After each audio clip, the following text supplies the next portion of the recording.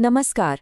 भारतीय इतिहास में एक ऐसा दौर रहा है जिसे सदियों तक डार्क एज यानी अंधकार युग कहा जाता रहा। पर क्या वो सच में इतना अंधकार में था?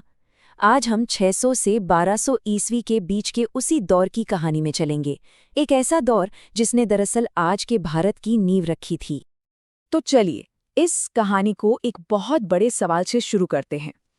जब गुप्त साम्राज्य जैसा एक इतना बड़ा, इतना महान साम्राज्य बिखर जाता है, तो उसके बाद क्या होता है?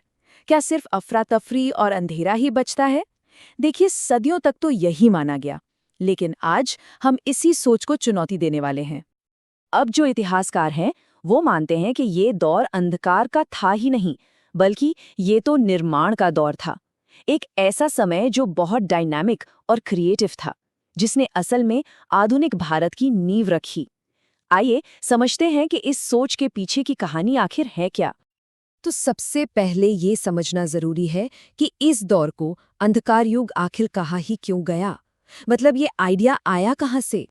तो देखिए, हुआ कुछ यूं कि 550 ईस्वी के आसपास जो एक बहुत बड़ा शक्तिशाली गुप्त साम्राज्य था वो टूटने लगा। अब जब एक सेंट्रल पावर खत्म हो जाती है तो क्या होता है? भारत छोटे छोटे अपने अपने इलाकों के राज्यों में बंट गया।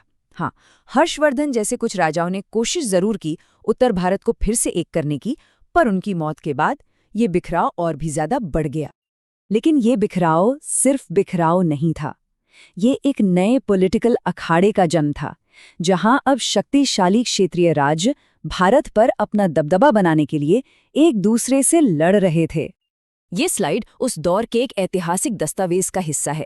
यहाँ हम देख सकते हैं कि इतिहासकार इस समय को कैसे बांटते हैं। एक साम्राज्य की जगह अब पूरे भारत में कई ताकतवर राज्यों का एक जाल सा बिछ गया था।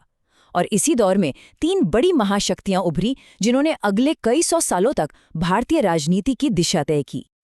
ये 3 महाशक्तियां थीं, पश्चिम में गुर्जर प्रतिहार, पूरब में पाल और दक्कन में राष्ट्रकूट। और मजे की बात यह है कि इन तीनों का एक ही मकसद था, कन्नौज पर कब्जा। कन्नौज उस समय पावर का सिंबल था, और उसे हासिल करने के लिए इन तीनों के बीच करीब 200 सालों तक एक लंबी लड़ाई चली, जिसे इतिहास में त्रिपक्षीय संघर्ष के नाम से जाना जाता है। तो एक तरफ तो इन राज्यों के बीच लड़ाई चल ही रही थी, लेकिन इस नए दौर को चलाने वाला असली इंजन क्या था? वो था एक नया आर्थिक और सामाजिक सिस्टम, जिसे हम भूमि अनुदान की व्यवस्था कहते हैं। जरा सोचिए, उस दौर में राजा अपने अफसरों को कैश में सैलरी नहीं देते थे, बल्कि वो उन्हें जमीन का एक टुकड़ा दे देते थे। बस इसी को भूमि अनुदान कहते थे। और ये सिर्फ जमीन का टुकड़ा नहीं होता था, बल्कि उस जमीन पर बसे लोगों से टैक्स वसूलने का अधिकार भी साथ में मिलता था। अब इस सिस्टम के बहुत गहरे असर हुए। इससे राजा और किसान के बीच में सामंतों यानी जमींदारों का एक नया और बहुत शक्तिशाली क्लास पैदा हो गया। अब किसान सीधे राजा को टैक्स नहीं देते थे, वो इन जमींदारों को देते थे, और धीरे धीरे वो बेचारे अपनी ही जमीन से बंद कर रह गए। इतिहासकार इसी को भारतीय सामंतवाद की शुरुआत भी कहते हैं। और जब पैसा और पावर जमीन से आने लगे, तो इसने पूरे समाज का ताना बाना ही बदल दिया। एक ज्यादा पेचीदा सामाजिक ढांचा उभर कर सामने आया। तो समाज बदला कैसे? देखिए, जहां पहले एक सेंट्रल पावर होती थी, अब शक्ति जमींदारों में बढ़ चुकी थी। सामाजिक ढांचा अब जमीन के मालिकाना हक के आधार पर और ज्यादा कठोर हो गया, और इकोनॉमी शहरों से हटकर गांवों पर ज्यादा निर्भर हो गई। लेकिन कहानी में एक और बहुत दिलचस्प मोड़ है। एक ऐसे समाज में जिसे अक्सर बहुत कठोर और पुरुष प्रधान माना जाता है, हमें महिलाओं की एक बिल्कुल अलग कहानी देखने को मिलती है। ये कोटेशन बताता है कि जमीन और पैसे के लेन देन में महिलाओं का रोल कहीं ज्यादा एक्टिव था।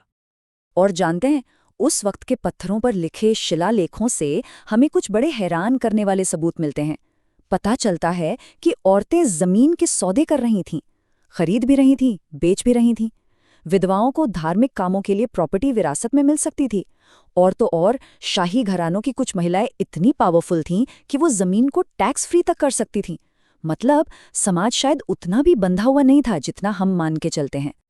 तो हमने देखा कि समाज काफी जटिल था, और इसी जटिल बिखरी हुई दुनिया का एक और नतीजा निकला, और वो था भारत की अलग अलग क्षेत्रीय पहचानों का जन्म।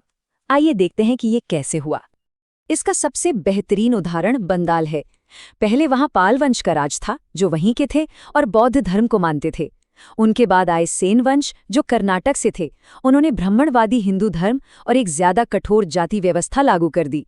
मतलब एक ही इलाके में सिर्फ राजाओं के बदलने से धर्म, कला और समाज सब कुछ पूरी तरह बदल गया। और ये सिर्फ बंगाल की कहानी नहीं थी, पूरे भारत में यही हो रहा था। हर क्षेत्र अपनी एक अलग पहचान गढ़ रहा था। वहां के लोकल देवी देवताओं को हिंदू धर्म का हिस्सा बनाया जा रहा था, और मंदिर बनाने की, मूर्तियां गढ़ने की और चित्रकारी की अपनी अपनी एकदम अलग शैलियां विकसित हो रही थीं। तो सबसे जरूरी बात यह है कि जिस दौर को अंधकार युग कहा गया, वो असल में वो भट्टी थी जिसमें भारत की असली विविध क्षेत्रीय पहचानें तपकर तैयार हो रही थीं। आज का बंगाल हो, राजस्थान हो या फिर दक्षिण भारत, इन सब की जड़ें इसी दौर में हैं। और ये हमें एक आखिरी सोचने पर मजबूर कर देने वाले सवाल पर छोड़ जाता है। अगर एक साम्राज्य के टूटने से इतनी क्रिएटिविटी और इतनी विविधता पैदा हो सकती है, तो फिर हम इतिहास में स्वर्ण युग या गोल्डन एज कहते कैसे हैं? शायद एक महान साम्राज्य का होना ही हमेशा तरक्की की निशानी नहीं होता।